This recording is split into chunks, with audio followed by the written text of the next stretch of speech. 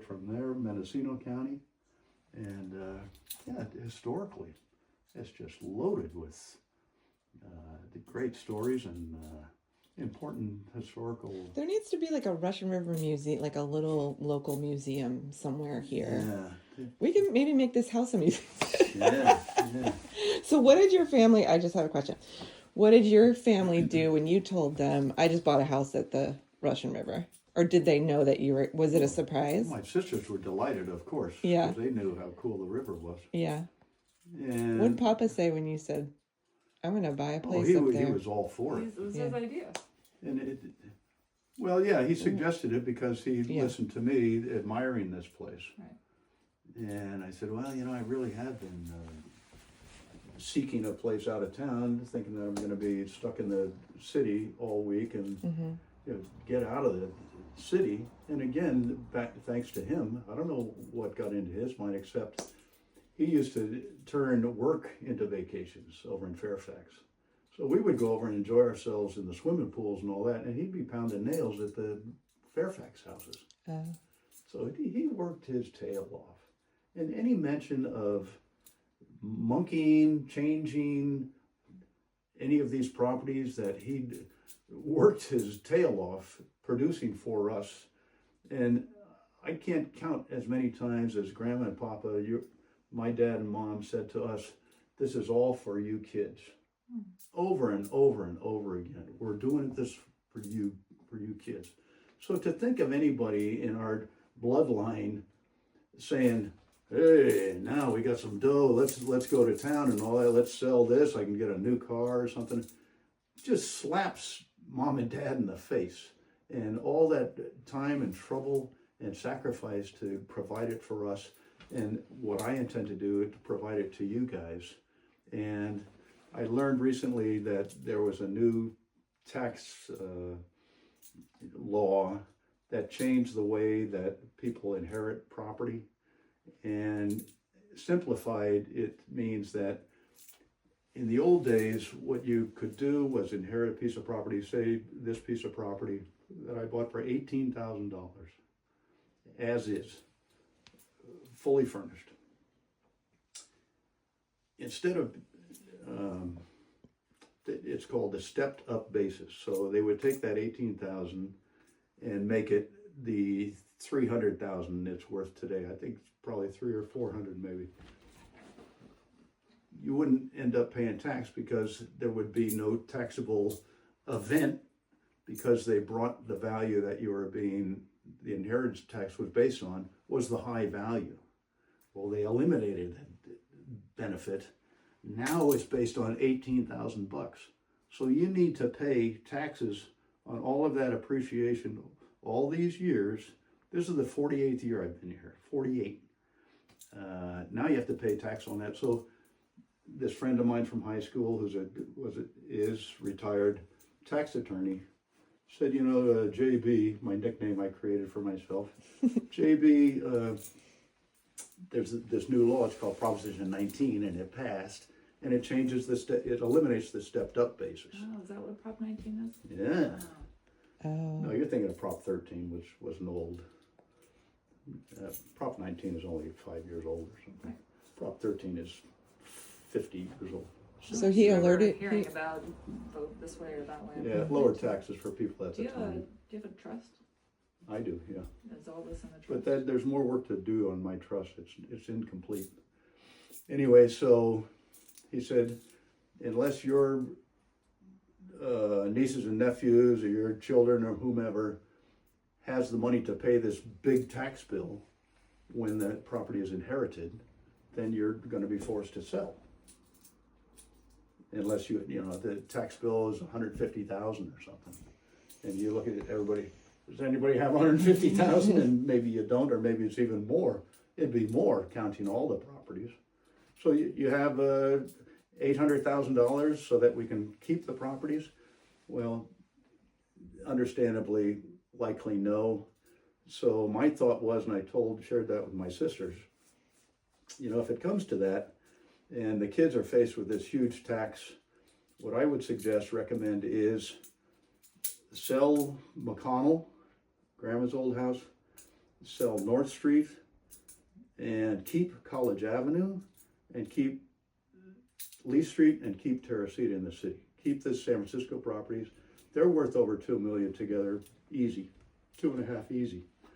And College Avenue's potential is limitless because it's commercially zoned. Mm-hmm. And commercial zoning means that you can virtually develop it in most any way that you wish. You can put a house on it, you can put a warehouse on it, you can use it commercially. The highest and best use, it's called an appraisal, is to use it commercially. You don't put a house there and rent the house. No. You build something commercially oriented to use the property to its biggest potential. So in our case, because we're next to that big old lot next door, which now is owned by the city of Santa Rosa, it's just crying for housing, which likely is coming. Did you know that 2 doors away from our property on College Avenue is going to be a new Starbucks? Mom just told us that this morning. No. Wow. And, you know, I don't know if they're going to follow through with it, but Starbucks owns 2 doors away. So I thought when Starbucks comes in, man, this whole area is going to go, people say, gee, there's a Starbucks here. Mm-hmm. There's new housing that was built diagonally, what we call the kitty corner from just down the corner from us, brand new units. There's a bunch of units closer into Railroad Square. You know where that is? You ever seen that? It's the old railroad depot, and it's just south of College Avenue. And there's nothing but housing there, with the idea of transit-oriented housing where people don't have to get in their cars and such. They can use the SMART train. Mm-hmm. My dad says to me one time, you know, this College Avenue, he says, if they ever get that railroad going, this property is going to benefit big time. Excuse me. So, what we have there, because we tore down the house, is nothing right now, but it's commercially zoned, prime located, and even more primely located later. Did you put a McDonald's on it? It's too small for development, but my idea is if they build 40 units next door, our lot directly next door could be an electric charging lot, Mm-hmm. could be additional parking lot or whatever. We lease it out under what's called a land lease, which is you pay us so much money to do whatever you want on our property. You're responsible for insurance, you're responsible for taxes, you're responsible for any improvements. You want to put in electricity, you want to put in water, whatever your needs are. You pay for it, that's your property, but the land under which it all sits is ours. Right. And you pay us. And guess what? Worry-free. Right. What's the deal? Just collect your check. You know, that will say, okay, we'll give you $2,500 a month for it, or whatever the case. You know, in the future, maybe it's $5,000 a month or whatever. And you just collect your check. And they're responsible for everything. And, you know, they'll pave it and they'll put in utilities if they want, or improve it any way they wish. If they ever move out, the improvements stay with the property and become ours. So if they build something significant and go bankrupt or whatever, what's left becomes the owners of the land. So that's why it, you know, potentially is so valuable, and that place is building up. And something's going on across the street. Used to be a body shop where they worked on cars, and they're transforming it into something, I don't know what. There's a motorcycle sales or something that is newly created on Cleveland Avenue, which is our neighbor street, just down below. So that's a new business. Starbucks is coming in. So I thought, once Starbucks comes in, Oh, yeah. you know, people, other big retail businesses are going to say, yeah, you know, this College Avenue is going to be the next boom street or something, you know. Yeah. And we always sought to have that property be fully commercial. When Dad bought it, it was commercially zoned land, but it was commercial land, but zoned for residential. So you could not use it commercially. My dad tried to convert the house into a real estate office, and we have it on tape, actual his meeting at the city council or whatever. Oh yeah, you played that and for it's me. Dad's voice. Yeah. You know, good afternoon. It's my father. You know, talk about tears when I listen to that. It's like, oh my God, listen to this. And he, you know, that type thing, and not just pounding nails and going through the stress and strain and trying to get the zoning changed and trying to improve things. And he was a juggernaut. He nonstop, you know, whatever he could do to benefit us, benefit the family, strive, make better gains in real estate, he did.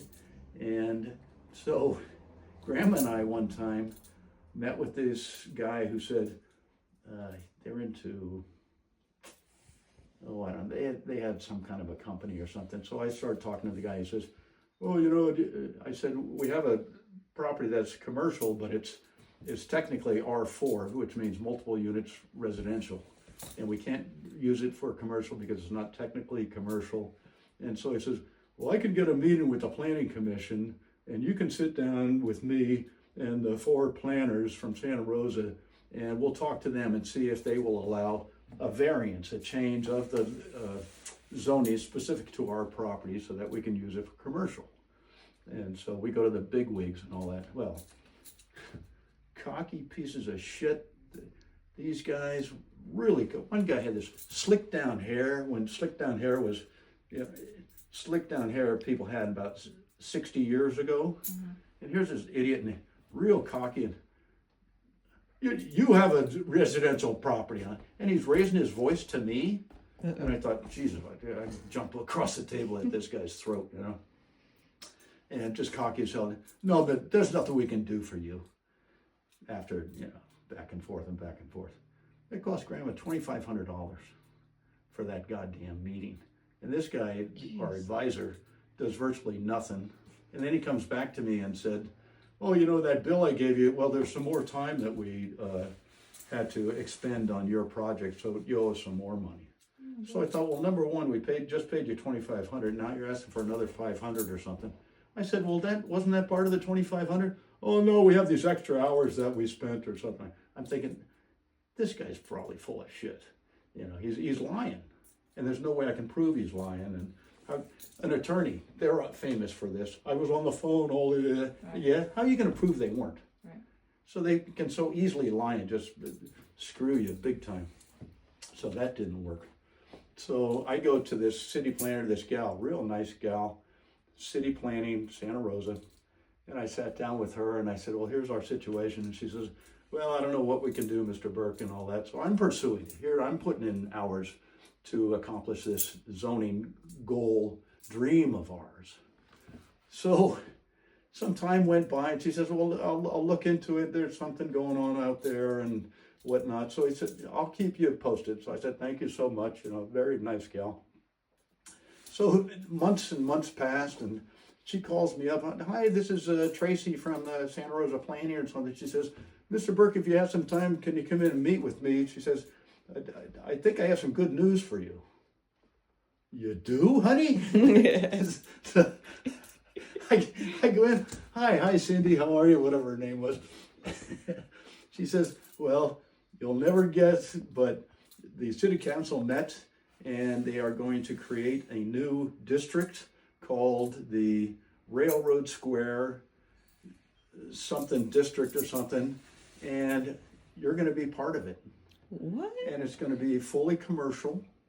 Wow. And the railroad terminal is south of us about maybe half a mile.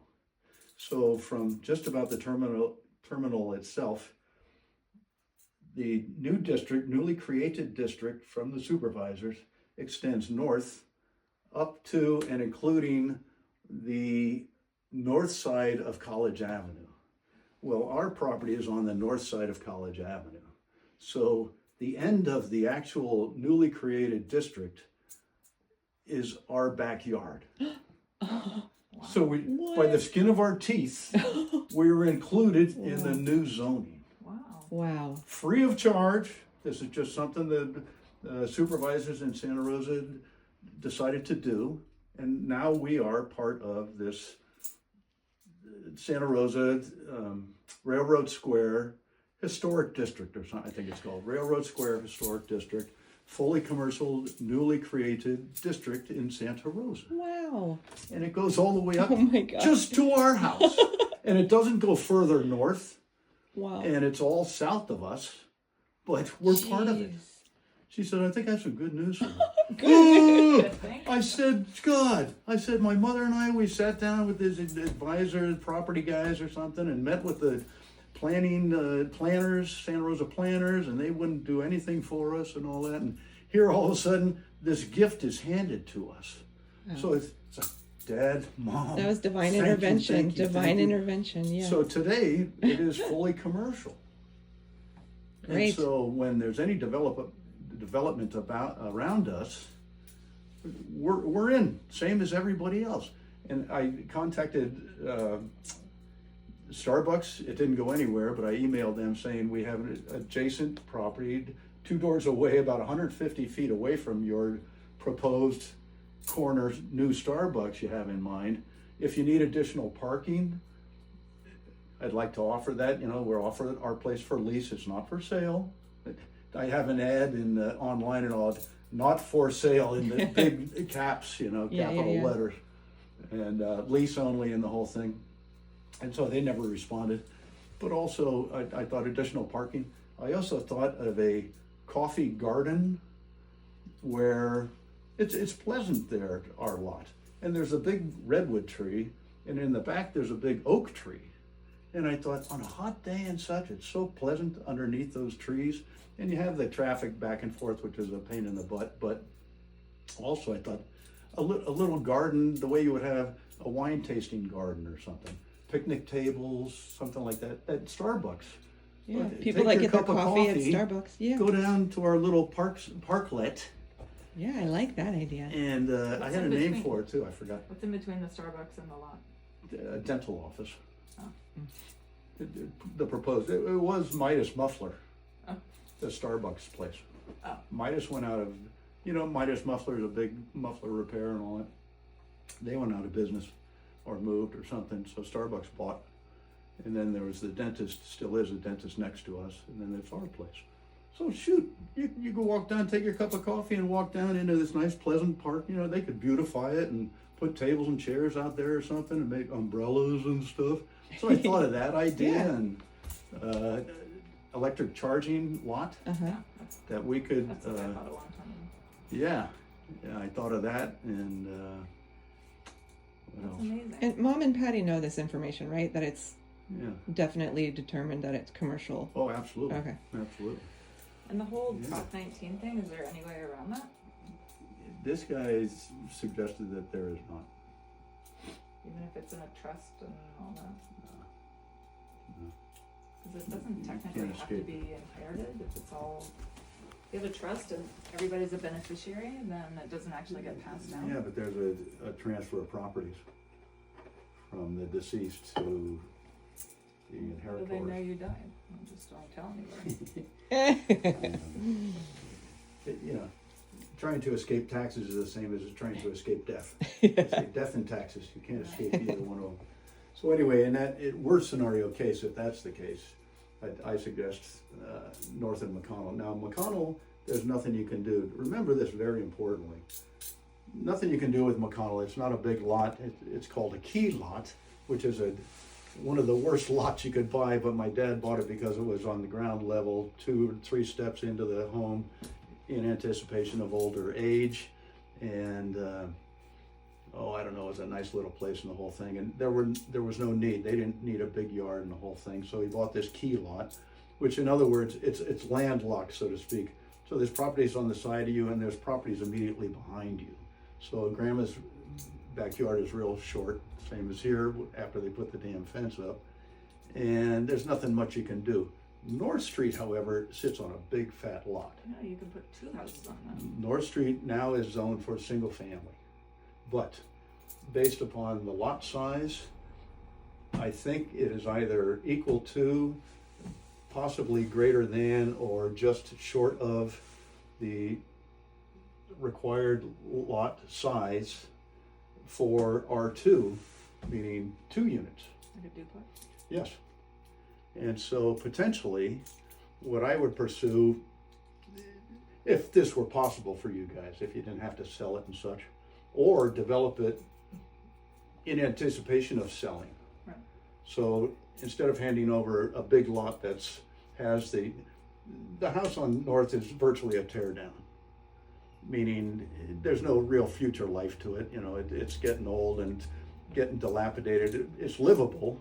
We brought it back to livability after Mom died with that great handyman we had.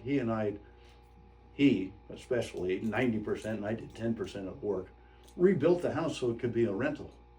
And I remember standing in front of the house with my sisters, and they both looked at the house right after Mom died, and the people lived there, the drug addicts or whatever, and it was dilapidated. And so, you know, Patty's looking at Judy, and Judy's looking at Patty. I don't know, Jim. You know, I think this is a tear down, or let's sell this or get rid of it. And no. Jim sees the vision from my experience. What can be done here? Right. Hey, we can clean this up. I'll go to the dumps, and I ended up going about 6 times to the dumps in Dad's truck. And then we found this great carpenter, plumber, handyman, very talented guy who did great work there. We repainted, repaired what needed to be repaired, cleaned up the yard, fenced the yard, and made it livable again. Now we're making just under $1,900 a month rent when we're going to throw it out, sell it. Yeah. Here's a great example. Then, pre-Prop 19, if the girls were said, oh, let's sell. Okay, for example, let's sell, say years ago, we sold it for $500,000. Taxes, according to my CPA friend, another guy, said, you know, JB, these days it's 40% tax, counting federal and state. 40%. 40% of 500,000 is $200,000 gone. Tax. 300,000 left. 100 to Jimmy, 100 to Patty, 100 to Judy. That would have been approximately 2016 or 2017, 8 years ago, maybe 9 years ago. Do any one of you think that any of us 3 kids would have a dime left? No. $100,000 8 years ago? No. Gone. And you know, you have the money, you say, oh, let's get a new car, let's remodel it. Gone. Well, you can't turn around and buy North Street again. You can't have the benefit of a rental again, make $1,900 a month again. It's gone. And get it out of your mind. The money's gone, the property's gone, there's no potential, there's no future. So I think to myself, if somebody just stepped in later down the road sometime and said, let's sell, you know, let's get the money and all that, the money's going to be gone. You can't turn around and recreate what Dad started, what I started, and what Mom supported all those years, all that time and trouble and blood and sweat, and for what? You know, and it was always for you kids, and it was always a sacrifice. He worked his tail off. I swear to God, I remember him, and there'd be a hot day in Fairfax, there's sweat coming down his face, he's bleeding here and there, and working his ass off. And I thought, how can anybody just spit in his face and say, well, let's get rid of it all and the whole thing. So that's why I'm so insistent and adamant about hang on as much as you can for as long as you can. And the perfect example is North Street. Yeah, We're ready, you know, the girls would have said, if I said, okay, let's get rid of it, I'm sure they would have said, sure, let's go. The money's gone, the potential is gone, the future is gone. For what? What did Dad work all those years for? And you know, this place too. I think we're all on the same page about. I hope and pray. Yeah. You know, it just be so when you explain foolish. it like that, it completely makes sense. You know, and the other thing is, you don't have to get involved. We're not doing anything for the properties. We have it managed. Yeah. They're fully managed. We don't have any headaches. Hi, it's 12:30 in the morning. We have a leaky sink. So I'd be running up from San Francisco. I'd told the girls, there's no way I'm managing this place. I do Lee Street, and luckily, that's not too much of a hassle. But there's no way I'm gonna handle places up here and live in the city. No. Like, oh yeah, give me an hour to get up to the house and I'll bring my tools and all that. I'm 73 years old. No. So all you would have to do, for example, too, in the San Francisco homes, if you chose to live there and the whole thing, that was another agreement between myself and my sisters, was if it was necessary for any family member to move, use one of the properties, that they would be responsible for the current market rent, less whatever their ownership stake was, their portion of the ownership, and have that rent reduced by their portion. So, trying to think of an example. Say somebody wanted to move into McConnell, and McConnell today rents for just under $2,800. So we're making about 46 a month from the two properties, not counting college. Wow. So someday college is available right now for $1,500. So then we'd be over $6,000 a month for doing what? Nothing. Cash our checks. Yay!